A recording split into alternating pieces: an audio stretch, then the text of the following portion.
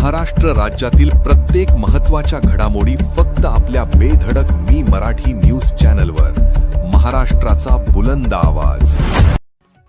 प्रशासनाच्या मनमानी कारभाराविरोधात देऊर ग्रामस्थ आक्रमक. नाशिक विभागीय आयुक्त कार्यालयासमोर बेमुदत अन्नत्याग उपोषणास सुरुवात.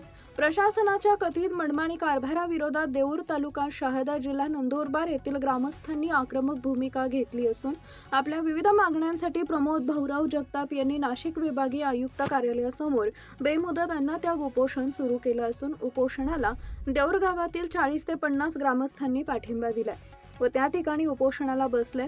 त्यांच्या मागण्याप्रमाणे प्रश्न व समस्या प्रशासनाच्या निदर्शनास आणून देऊनही त्यावर अपेक्षित कार्यवाही होत नसल्याचा आरोप ग्रामस्थांनी केलाय.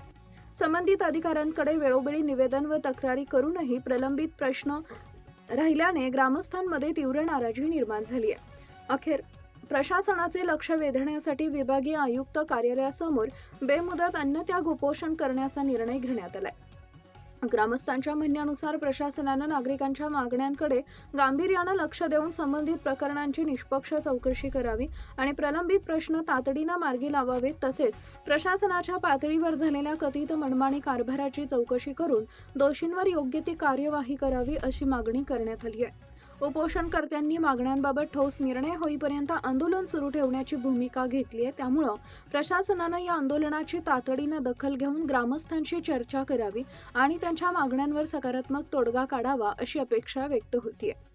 देऊर ग्रामस्थांच्या या आंदोलनामुळे प्रशासनासमोर प्रश्न निर्माण झाला असून विभागीय आयुक्त कार्यालयाकडून या प्रकरणी कोणती भूमिका घेतली जाते याकडे ग्रामस्थांसह परिसरातील नागरिकांचं लक्ष लागलंय. मागण्यांवर तातडीनं कार्यवाही न झाल्यास आंदोलन अधिक तीव्र करण्याचा इशारा ग्रामस्थांनी दिलाय आणि उपोषणादरम्यान प्रमोद भाऊराव जगताप यांना काही झालं तर त्याला संबंधित प्रशासन जबाबदार राहील असं सांगण्यात येत आहे. बेधडक मी मराठी न्यूजसाठी सुमित गिरासी, शहादा. आणि राहणार देऊर तालुका शहादा जिल्हा नंदुरबार. आमची ये दादा आहे प्रमोद भाऊराव जगताप. हे पुढे चालणार आहे. आम्ही त्यांच्या पाठीशी आहे.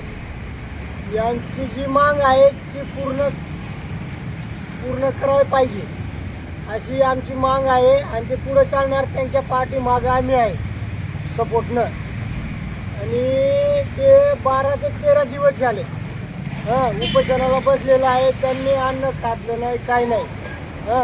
अजून काय गावात निर्णय झालेला नाही.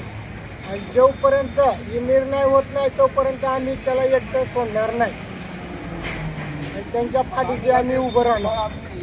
आमची जी माग आहे ती पूर्ण झाली पाहिजे. आणि नाही जर झालं तर मग त्याला जर काय झालं प्रमोद भाऊराव जगताप यांना तर मग त्यांना जबाबदार अधिकारी राहणार.